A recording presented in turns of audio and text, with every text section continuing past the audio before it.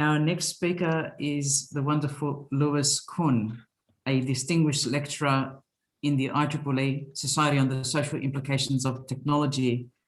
I think a man for all seasons. Could you turn on your camera, Lewis?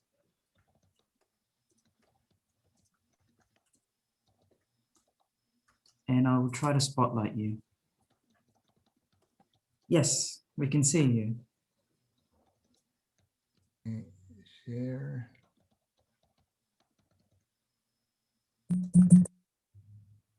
Can you see me? Yes, I can see the presentation and you, and we have a terse 10-minute interval, Lewis. Okay, well, for those that don't know me, I'm Luis Kuhn. I'm a biomedical engineer that works at the intersection of health with public health, with IT, and with national security. And I'm gonna try to present a very different view, perhaps, that encompasses a lot of concepts, because hopefully it would be truly holistic.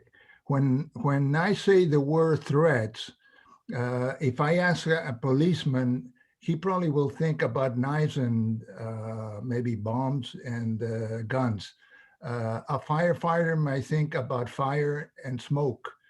A physician about bacteria and viruses, and a cook about the temperature of the stove. They are all correct. But now think, if I invite one of them to write a paper about threats, or if I invite the spectrum, those two papers are going to be completely different. The ideas that you get from the whole are very, very different. One of the courses that I developed at National Defense University dealt with the protection of critical infrastructures. And as you can see, there are two columns, electricity and telecommunications, that basically go through every single industry. There is nothing there that doesn't touch those two elements. So if you have a blackout, it's not just that your phones will go down, but the filters for drinking water stop working, and then, you know, the generators in the hospital start working, but people don't realize that the pumps that fill those engines are electric. So when they run out of fuel, you have a problem. So it's a lot of systems thinking that is necessary when you're dealing with this. My talk then looks at the daily population growth. When I think globally, if I add all the people that are born, subtract those that die, we have a net increase of about 250,000 people every day. So every 4 days, we have 1 million more inhabitants. And the distribution of the people is not homogeneous. You have about 61% in Asia, about 11% in Europe, 14% in Africa, but growing 5 times faster than any other place, and about 14% in the Americas. As I mentioned, the multidisciplines and interdisciplines are extremely important. The persons that make decisions in the country are usually in Congress, and it's very important to get them involved. Urbanization, another, from a different aspect, every time that we have those increases in population, the increases in density make it more likable to have communicable diseases, like we're having right now with the pandemic. If you look at this map, look at the years as they're passing by on the top left, and you will see that most of the places that will have cities like Lagos, it will have a population of 75 million. And the propensity for diseases like we have today with the pandemic will be tremendous. So of course, because of my background, I tend to use examples related to healthcare. On the other hand, thanks to science and technology, we have extended life, but the parts of our body do not last as long as we're lasting these days. And therefore, we come to the problem of non-communicable diseases or chronics, and this is an enormous cost for healthcare. The last year of our life is the most expensive. There are solutions dealing with the global economy, going to other places, but also, as you might have seen, because of COVID, we are using technologies like telemedicine. As you can see, as we are moving in age towards the right, we create more and more silos by going to see specialists in different areas. And this causes another problem. This shows the values that or the cost of healthcare. Here you can see the differences in world population, and this is creating all sorts of problems that deal with aging, so in some ways we have the issues dealing with this global changes in populations, but also we're having climate change problems. We have new technologies, and we have some issues that related to the silos of information that are created. And I try to look at the problems of healthcare from a different angle. Instead of diagnosing and treating it and trying to cure, I try to see it as prevention. And that means that we need to look at genetics, public health, and geomedicine. If I go to see any specialist these days, the first question that they ask me is if I smoke. I always say no, but nobody asked me where do I live or I lived. And when I went to UCLA, breathing in Los Angeles in the 70s was equivalent to smoking a pack of cigarettes a day. So from my lungs perspective, I have smoked. All those, you know, the drinking water, the air, you know, the stress created in the cities, all these are part of geomedicine. Very, very important. So the point is going through a sequence of interventions, predictions, managing exposures, where wellness is the center. So the two extremes of this picture are, on the one side, molecular, cellular, genetic level on the left, and public health informatics to me are the future, because in both cases, it can help prevent disease. This is what I mentioned before about geomedicine. The main problem then is the islands of excellence and critical thinking and that interoperability. The older you get, the more silos. In the US, you have a health insurance, a dental insurance, and a vision insurance. Instead of putting them all in the same umbrella, they make it differently. If it's mental, you don't want it to be part of your record because that could be a problem with your employer who pays for those things. Vaccine registries are not put together with your health record.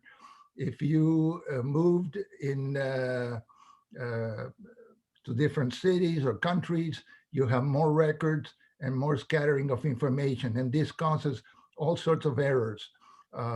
In the US currently, between 400,000 and 440,000 people die every year from medical errors, despite that we have computers and communications. And of course, when we think about that critical thinking, this can be changing from day to day. There is a global risk interconnections map created by the World Economic Forum. Every year they look at different things, and it's very important for discussions like we have now. But this chart in particular, the one that I'm showing you now, is very important for the discussions that you're having, because you are assuming that everybody's literate and that everybody has access to computers. And the fact is that there are a lot of underlying disparities. Half of the world, for example, that lacks access to essential health services. About 100 million people are in extreme poverty, I'm sorry. 60% of adults lack digital knowledge and skills. If you go to the current situation of COVID, e-commerce, online education, digital health, and remote work are essentials for everybody. Well, many students lack access to computers, and 25% of them in China, 45% of them in Mexico, 65% of them in Indonesia do not have access. So how do we solve these things? Because I believe the group that is here, about 40 plus of us, it's in a very, we are extremely lucky to have all the systems that we have. Lewis, wrapping up. Yeah. Okay, so there are top risks by impact, by likelihood. Right now, infectious diseases obviously is the big deal. There are some issues that deal with this widening gap and digital literacy and creating an underclass of people. These are all information that you can get from there. This is a chart that I put together that basically looks at how an electronic record should look. Everything that you look on here on the right side, it's geomedicine, but there's a lot of things that go from diet, nutrition, wellness data, immunization registries, and so on, that could be used for those purposes. These are the documents. Lewis, if we keep going, we're going to have to stop. I'm so sorry, Professor. Yeah. So in summary, we have seen through COVID that a lot of the technologies are being implemented right now, like telehealth, telework, distance learning. We need to eliminate the silos. And to solve any problem, I believe that you need to look at the problem holistically, make teams as a complex dynamic system, and through the lenses of multidisciplines and interdisciplines. I'll stop right here. You can stop sharing screen, Lewis, and we thank you for that. And we're going to move to our next speaker. People can continue on chat with Lewis and can get his details. And I'm going to turn over to Professor Jennifer Seberry, one of, Australia's most prestigious female security scholar, was the first head of school, I believe at Sydney University, if I haven't got that wrong, female head of school in computer science. And delightfully, I can announce she won the prestigious Percy Medal as part of the National Awards late last year for her lifetime achievement and contribution to the development and growth of the ICT industry in Australia. We're so lucky. Someone mentioned smart cards earlier today. Jennifer Seberry, I'm going to try and share your screen, or at least so we can see you. Let's see if I can do that. I've just pressed the Ask to Start Video button. Professor Seberry, if you can accept that, maybe it'll work.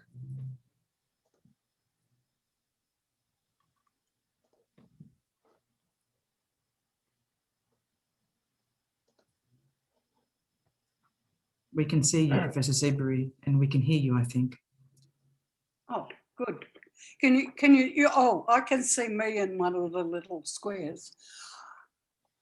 I would like to start by recognising and respecting the elders of the Dharawal tribe, past, present and future, for their care of the Australian land. I've not got a whole lot of charts and things to put up because when I thought about this topic in that time, I thought I would just tell you about what it's like to get to be old in this space. First of all, you don't hear too well. You don't see too well. You don't have all the modern things that everybody learns. I don't have any children to teach me, and it is very difficult. I was I know that very many old people do not have access to the computer. They don't, there's all sorts of things available at the moment for people to alert the government when they go to restaurants and things. Many of the old people I've spoken to don't do it. And why don't they do it? Because they don't have mobile phones or they don't know how to use them. So when we're talking about things here, we're talking about security, but security where the real problems are that people don't know. Yes, you've got all the experts, and yes, they've got all the wonderful things, but the ordinary elderly people don't know about it. Now, I believe that the security problems are really not to do with technical things. There are hundreds of papers published every week finding more things wrong in hardware. But the real problem is the social problem. What do people do? What do they do in the social engineering space? What do they do on Facebook or those sorts of avenues? The smart cards we have, people at the moment are talking about COVID. People are complaining that we've given up our security. We've given up our privacy and allowed the governments to take over. I say that's nothing compared with what we've already do. We've got health cards. They can track you from them. You've got a card which you go on transport. Anybody who's got a wireless can hack in and find out where you are. So you don't have any secrecy about where you are.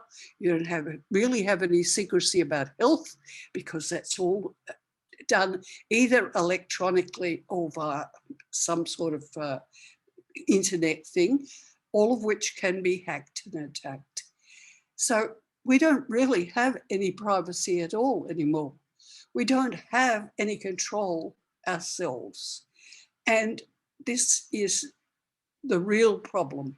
And I'm very grateful to you, all you people, for the wonderful things that you've said and for setting it out so clearly for people to understand. But I still feel that somehow you're missing the nitty-gritty, which is what the ordinary people feel and how they react to this cyber world. And that's basically all I need to say. Thank you very much. We've got people clapping. I don't know if you can see on the screen, Professor Seberry, someone from DC, Pat Scannell, who works with many different big organizations, public interest groups, and so forth. Well said, well said.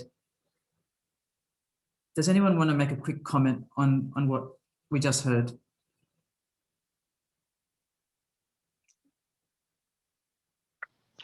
I don't want to let the silence go by, Katina. This is Pat. I mean, I just think that that's extraordinarily important for her to share both her perspective, her appreciation for the Indigenous people, and kind of, the holistic view that was echoed in the previous talk is what we need, and here we're getting it from Professor Seberry. So great talk. I really appreciate it. Thanks, Pat. Just on a local level here, they're trying to bridge the gap a little bit with elderly education and computers. We've got a computer bank at the local recycle shop that holds classes at the library, and elderly people are going there trying to learn to use computers and phones and all the rest of it. It's a small initiative, but it's really well accessed in my community.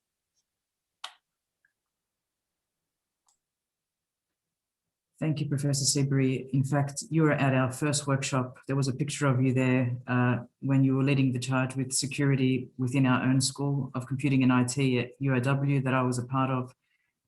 You're a great leader. Thank you, and keep leading. I just want to mention as well, there are about 6 people who couldn't be here today, all of whom are either undergoing medical procedures or are recovering. And there are some people online who are recovering.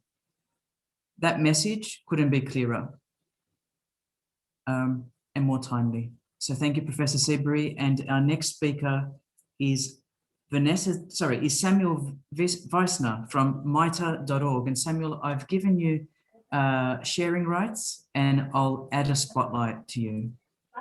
Thank you. I'm hoping you can all hear me. Yes. And because I do live in Washington, D.C., it is obligatory that we use PowerPoint. In fact, I was once told that my failure to use PowerPoint meant that I wasn't present.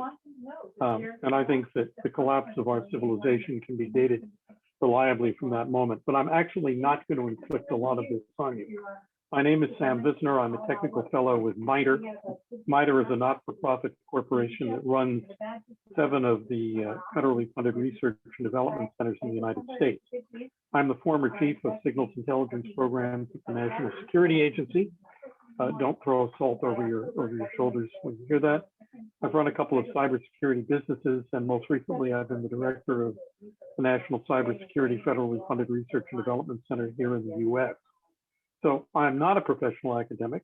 I don't have a lot of background in socio-technical theory, but I do teach as an adjunct professor at Georgetown University, a course on cybersecurity policy, operations, and technology. I know I only have a few minutes, so I want to get right to the point. As I've been looking at the question of cybersecurity, and generally we look at it in our country essentially as an electromagnetic domain. We think of it as a place where information is passed or information is processed. And we've approached cybersecurity from that perspective, the protection of information in an electromagnetic domain. That, however, is not necessarily how other countries look at things. And that's really the issue that I wanted to focus on today. We see it essentially electromagnetically. We're building, and we're going to see a new global 5G environment. Again, we will see that as electromagnetic. That environment is going to be reinforced by 12,000 and possibly as many as 40,000 low Earth orbiting satellites, which our good friend Elon Musk is putting up there, and he's put up almost 1,100 of them already. So this environment is coming. But not every country looks at cyberspace the same way. Other countries look at cyberspace as a place to operationalize their national interest. It's in essence a place to exercise an instrumentality of power.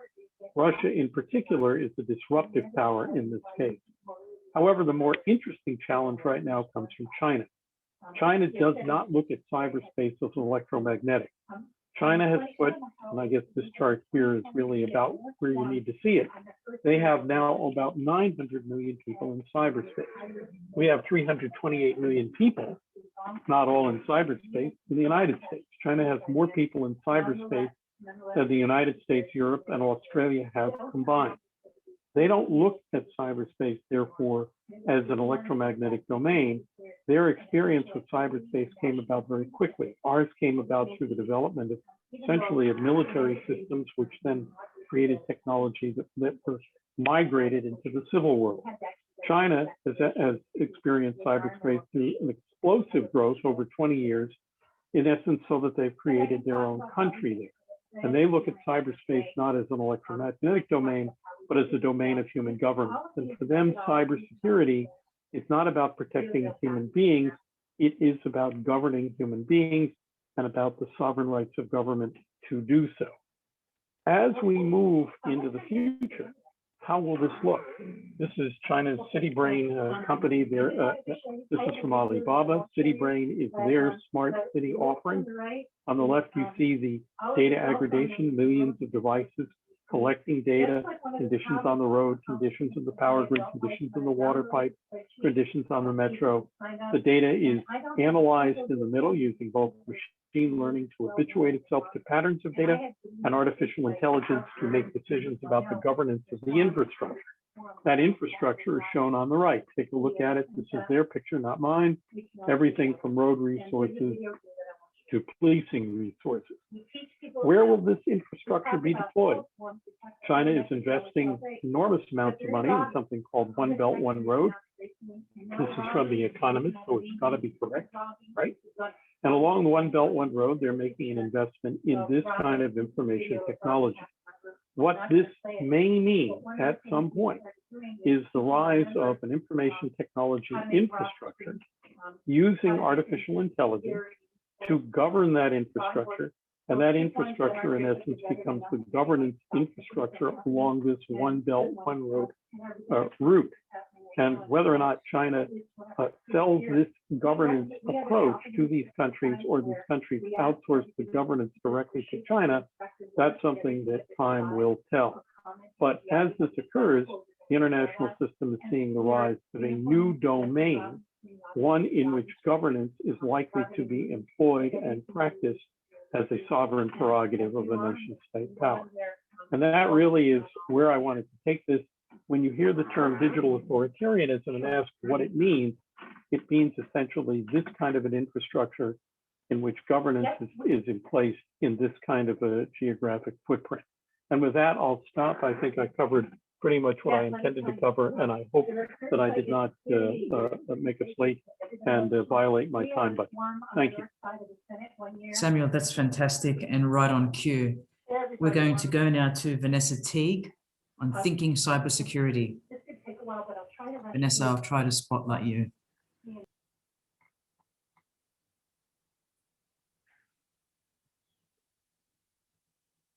Here we go. Hello, everyone. Can you hear me? Yes, we can. Okay, lovely. I also am going to be relatively brief because what I have to say is somewhat peripheral to what the conversation has been explicitly about so far, although I think it's related. Really, we're talking about high tech and whether we can trust sophisticated algorithms to do what we want them to be doing. A lot of my work, particularly in Australia, has been relatively low tech and looking at whether we can trust relatively unsophisticated algorithms to do the very simple things that we want them to do. And basically, we find that we can't. That when we look at very simple systems for conducting elections, in particular, for conducting a kind of vote counting that could, at least in principle, be done manually, we find just that they're buggy and that the regulations that are in place to protect even very simple algorithms, even performing computations that are absolutely critically important for the foundation of our democracy, we find that they're broken. So I think in my abstract, I advertised that I would talk a little bit about the ACT counting system. And I'm not going to talk about it very much because the details are not particularly interesting, but what I want to talk about is the implications for the potential trustworthiness of more complex systems. So I'm just quickly going to share my screen and show you a paper by me and Andrew Conway about examining the count in the Australian Capital Territory. Right, so for the Americans, the Australian Capital Territory is the only part of Australia that uses paperless, direct recording, electronic voting systems.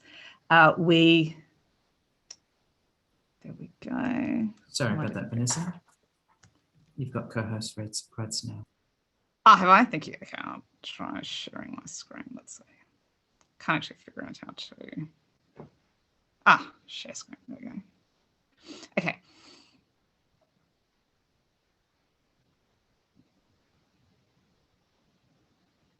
How's that? Okay. So, like I said, the details of this particular finding are not particularly interesting, but the implications are, the general implications are interesting. So we looked at the counting, we looked at the count of elections in the Australian Capital Territory, which is roughly the Australian equivalent of DC. So it's its own, it's a local government in an independent territory. And the votes are counted using a quite complex vote counting algorithm called the single transferable vote. In previous years, the Australian Capital Territory's code, both for their direct recording electronic voting and for their separate vote counting module, have been open to public inspection, and my colleagues at the ANU have found a number of bugs in the count. But in the last election cycle, the new electoral commissioner decided that he would redo all of the software from scratch and make it, instead of posting it on the internet as it had previously been, would make it available only to people who had signed a non-disclosure agreement. The terms of the non-disclosure agreement were that you had to remain silent for 60 days, which wouldn't normally be a problem, except that it was only made available a few days before the election. So it just happened to be the case that the silence period you had to sign on to in order to see the code just happened to overlap the entire electoral period, including the time in which a disappointed candidate who wanted to complain about the result or challenge the outcome had the opportunity to do so. So we refused to sign this NDA,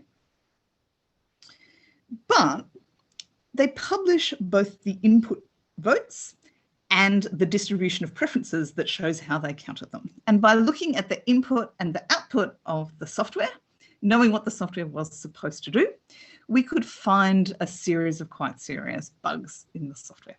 So we never got to see the code, but we know for a fact that the software is buggy. And although in this case, we're pretty sure that the count produced the right candidates to be seated, it definitely produced the wrong tallies in a number of places, even though they weren't wrong enough to actually alter who got elected. And the algorithmic errors were certainly enough that if the votes had been slightly different, they could have very easily elected the wrong people. But of course, we didn't find out about this until long after the election. So I'm just briefly, I won't show you the fine details of all of the stuff. You can look it up on the internet if you like. And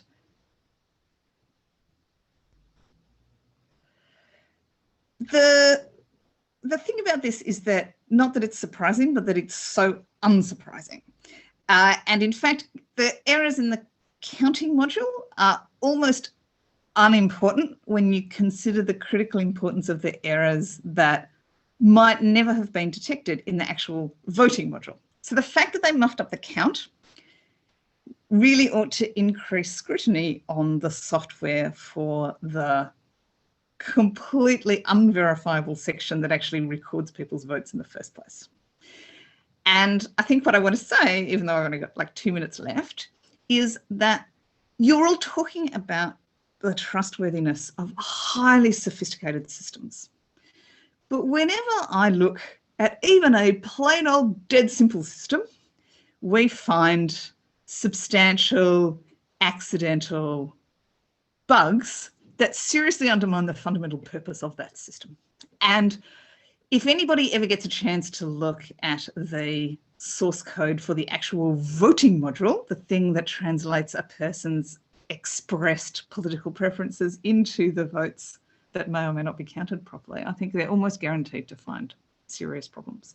So to me, the absolute foundation of trustworthiness of any of this stuff is, first of all, that everything about the system has to be completely open to public inspection. We just should not have code that is trusted for important public functions like elections or digital ID or anything that is not completely open to public scrutiny. And second of all, for elections, we should have an independent method of verifying it, like a paper record that the voter actually gets to check, so they don't have to trust that the software is doing the right thing. I can see questions in the chat. Is that why there hasn't been a change in government here in the ACT in 20 years? Well, right, who knows? Exactly. So this year, for the first time, something like 80% of votes were cast over the electronic system because they somehow persuaded people that reusing an electronic touchscreen that 15 people have used before you is more COVID safe than taking a fresh piece of paper. I don't actually quite know how they managed that, but in any case, the ACT has had this completely unverifiable election system for a very large fraction of their votes for a very long time, and nobody seems to mind. Further questions are very welcome. That's really all I wanted to say. Transparency before trust. Do you remember what the informal vote count looked like? I think the informal vote rate is very low. because one of the great advantages of the direct electronic systems is that they can nudge people if they've accidentally voted informally. So I'm not exactly sure what it is, but I think it's in general much lower than it is in the parts of Australia where people fill in their paper ballot with a pencil. And they're voting postal and absentee electronically as well? There was, in a separate system, there was also a internet voting system, but I know nothing about that at all. Right? There's no information available about that. I do not think that was very widely used. I think it might have been only for overseas voters. I'm not certain.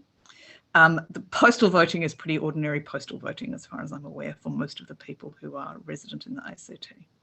I know it's the ACT, but Australia-wide, certainly in the New England area, the postal votes and absentee votes, particularly postal votes, are extremely high.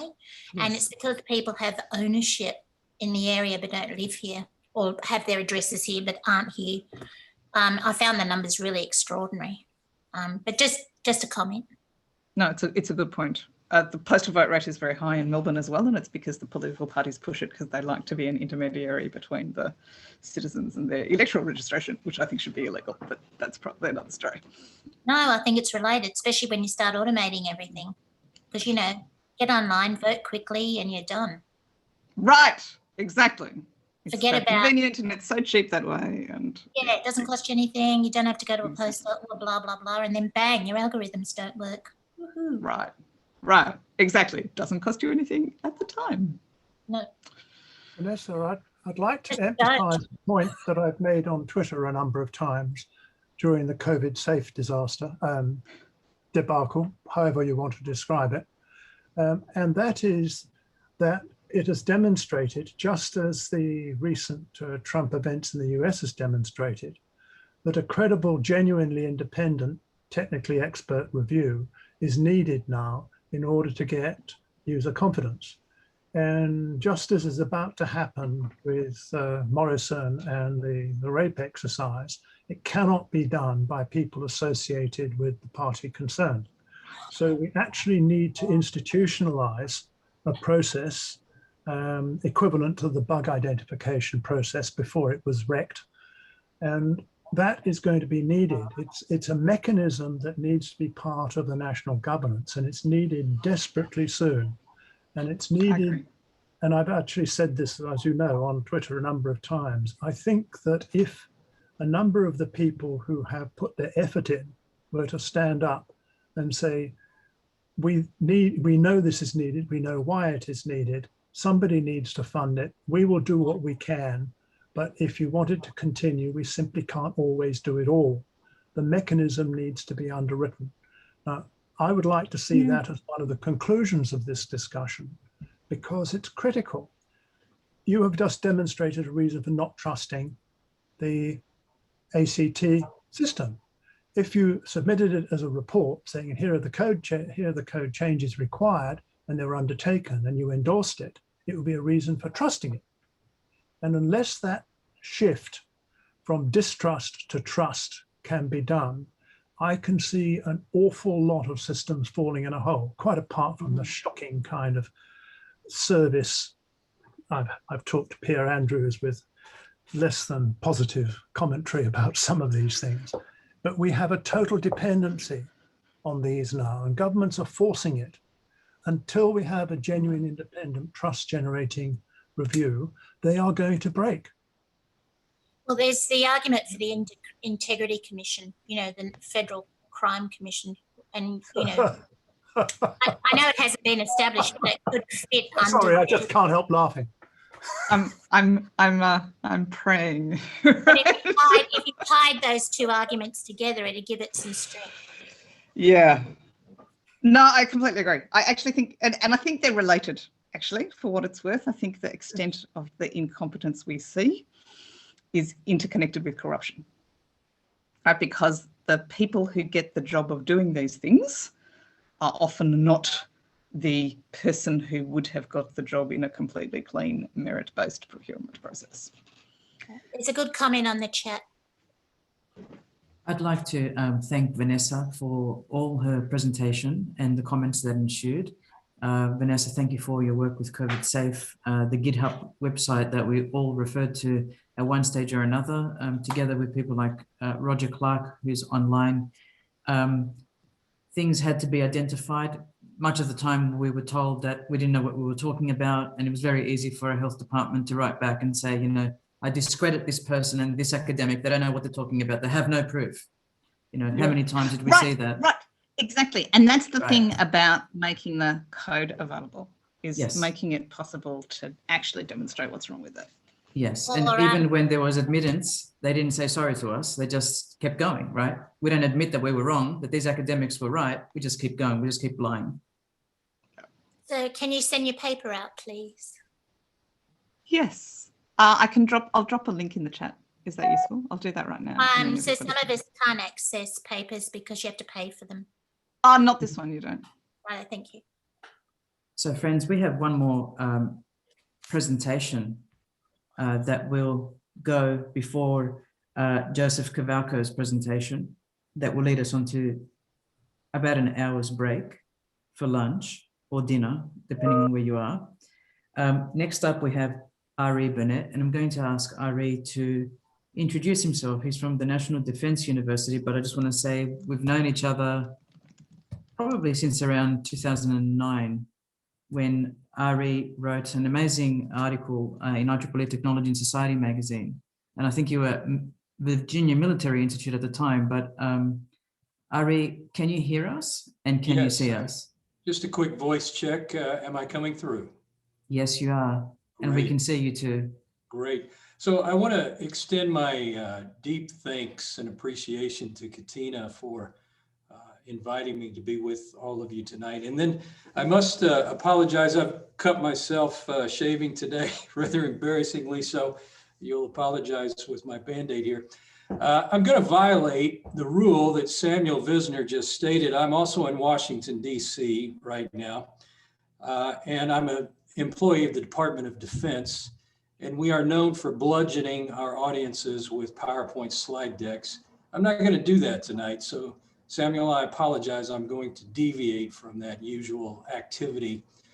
And I'm also going to make a little bit of a controversial presentation tonight that will be a little bit complementary to Samuel's presentation. But let me do so, and I hope it provokes some thinking on this. This is going to be a more strategic view of cybersecurity, and with a bit of a reference to artificial intelligence as it's being deployed in some realms. But I must start with a disclaimer. These comments are my views only. They do not represent any official views of the National Defense University, the U.S. Department of Defense, or the United States government. So as my colleague, Dr. Greg Adamson, I'm sure many of you know, importantly notes, the problems of cybersecurity are getting worse in the world today. There are more nefarious actors and more nefarious activities occurring that are damaging not only nation state interests and capabilities, but ultimately the interests, the freedoms, and behaviors of individuals for which nation states are obliged to protect and to advance. I'd like to spend a few minutes focusing on a slippery slope of nation state escalation in cyber conflict, and what an increasing number of some in the defense community are beginning to argue may be a way to slow it. This is a controversial position. It is one that I do not necessarily subscribe to as of yet, but one that I believe deserves to be fully understood and assessed. And it should be seen as perhaps an important complement to a more robust set of international activities in the building of norms, standards, and international cooperation. But first, importantly, as many here have already called our attention to, there are important distinctions in terms of actions, concepts, and spaces that we need to keep in mind within the general realm of cybersecurity. Important distinctions between the ideas of cyber war as opposed to cyber crime or cyber espionage, and even cyber surveillance. These are all crucial to our understanding of who are the actors, what are their intentions, and what are their specific activities. And How should we be working to define the boundaries with regard to conflict at one end of the spectrum and cooperation at the other? For example, from the perspective of the nation state, a certain level of cyber surveillance and cyber espionage are considered to be de rigueur and acceptable as a matter of course of business and state affairs, whereas cybercrime and cyber war are placed in entirely different categories that consist of different status, with different costs and associated risks. This latter concept, risk, is more problematic as the gray area between accepted behavior and unaccepted behavior is more complex and muddied than ever before, and this murkiness increases the risk of escalation and bad outcomes where we find ourselves today. There is a growing consensus in the United States and in other countries as well that this muddied area, this gray zone of cybercrime, of cyber conflict, of cyber aggression, with great amounts of non-attribution, must begin to be cleared up with the application of some set of basic rules going forward. This is separate from those sets of rules and standards that have been worked on in international groups based upon extending important sets of norms, like we have seen in the many attempts at international cooperation to date. Whereas that process is very important to the ultimate development of a global cyber commons, it has not prevented an escalation of cyber aggressions as detailed by the Center for Strategic and International Studies here in Washington, D.C., in a January 2021 report that details 5 major international strategic incidents in that month alone. The consensus to which I speak now is that it is time for the United States and other governments to begin to draw a harder line against such attacks that are being perpetrated against its government and military cyber assets, as well as its private sector assets and individual citizens. Notably, this takes us more into the realm of cyber defense and offense, and ultimately a deterrence scheme, a much more strategic military-informed construct. This has several implications. First and foremost, it takes the problem of cybersecurity away from a more diplomatic and norm-based process for the time being and into the realm of power politics. There may be some benefit here in that some precision to national interest may yield and national values can be better assessed. Boundaries could begin to emerge as a result of national interest being defined and asserted and backed up with statements and corresponding behaviors. I am careful to point out that the limits of the use of any metaphors here, but a sort of chessboard could begin to emerge, and with it, advancing discussions among competitors with regard to learning more about the other side's intentions and capabilities. A growing dialogue is likely in such a scenario. We can look to the Cold War to be informed as such.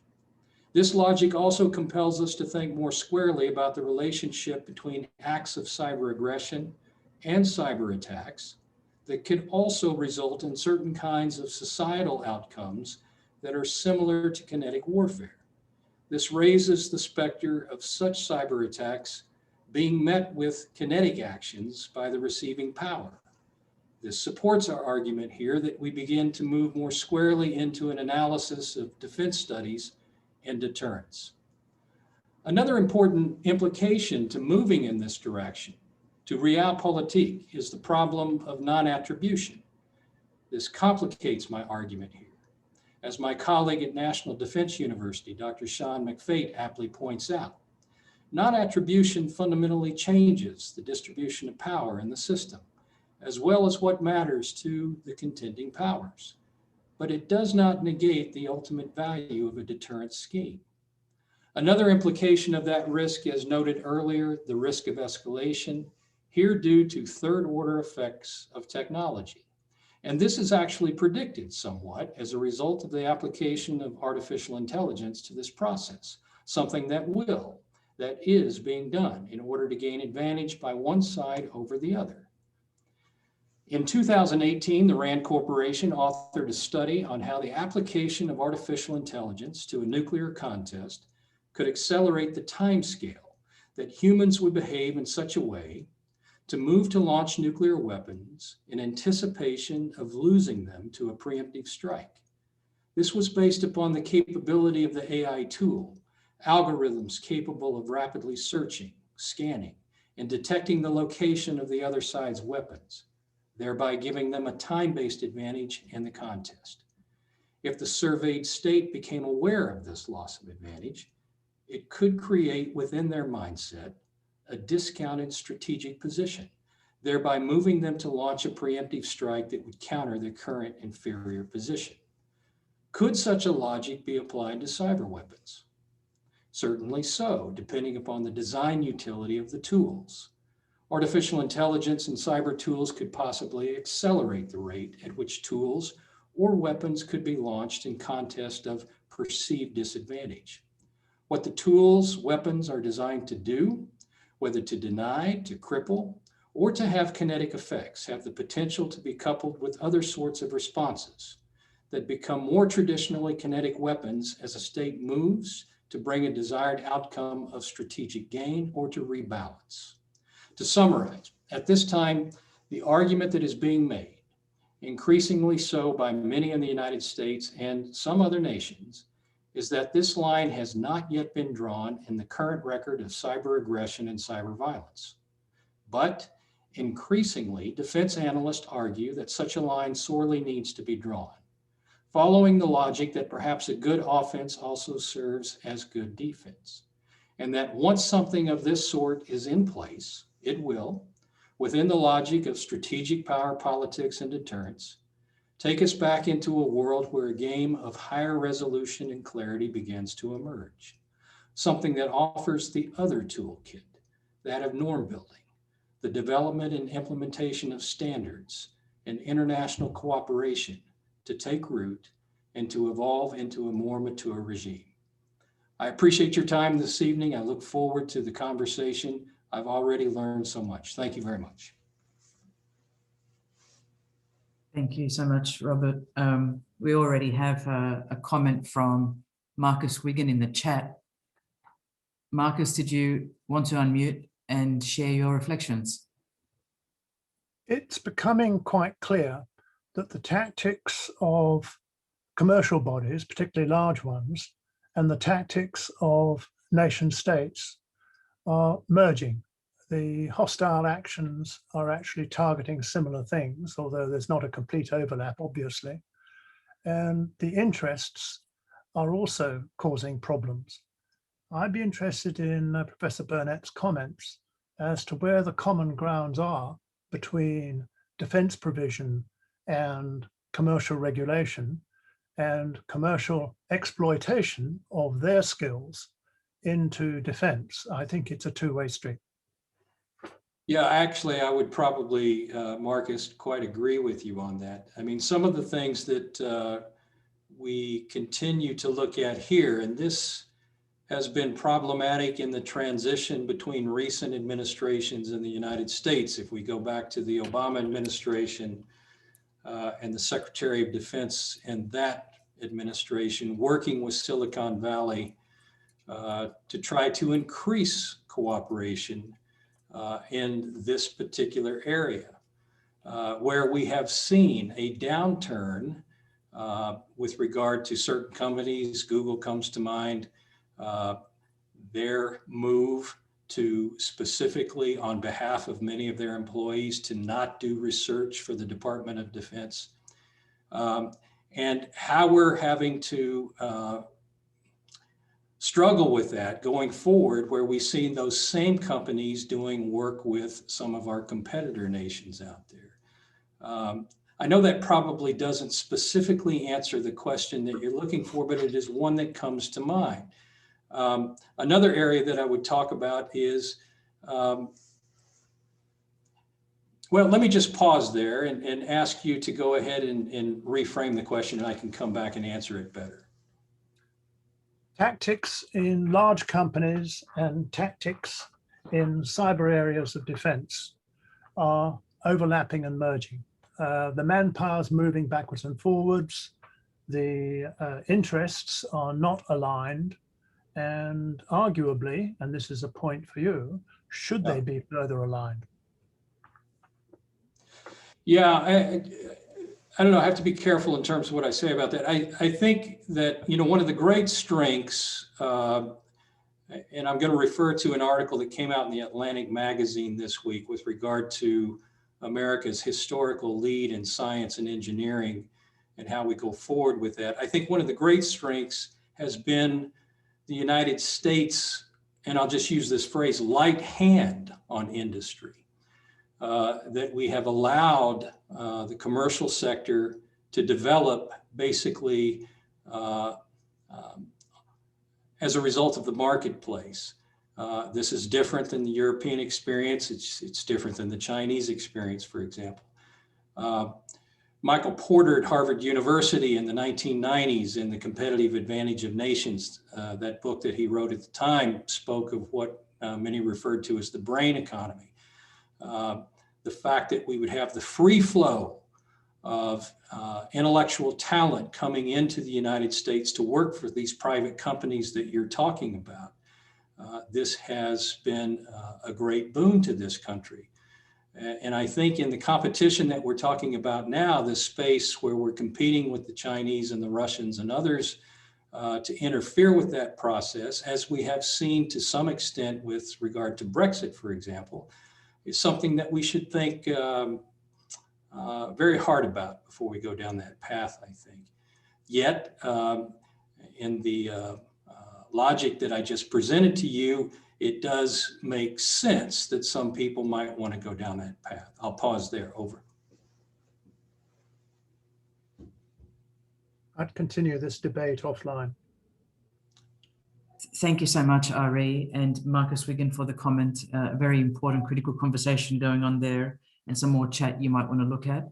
Marcus, you just said some of that conversation will be taken offline. Before we go to Professor Joe Cavalco, I want to say a big thank you to Kathleen Vogel, Salah Hamdoun for chairing that session on stakeholder mapping, to Lewis Kuhn, who's up very, very late in New York, Jennifer Seberry, you're such a legend. I'm so glad to have seen you and Vanessa Teague on at the same sort of time frame. Samuel Visner, thank you, and Pat Scannell for your comments. We missed Jordan Schoenherr, who was going to talk to us about psychosocial dimensions, but he's in Canada and very, very late there as well. Ari, always a pleasure. And I'll just stop the recording to end that session, the 10-minute burst sessions, and say thank you.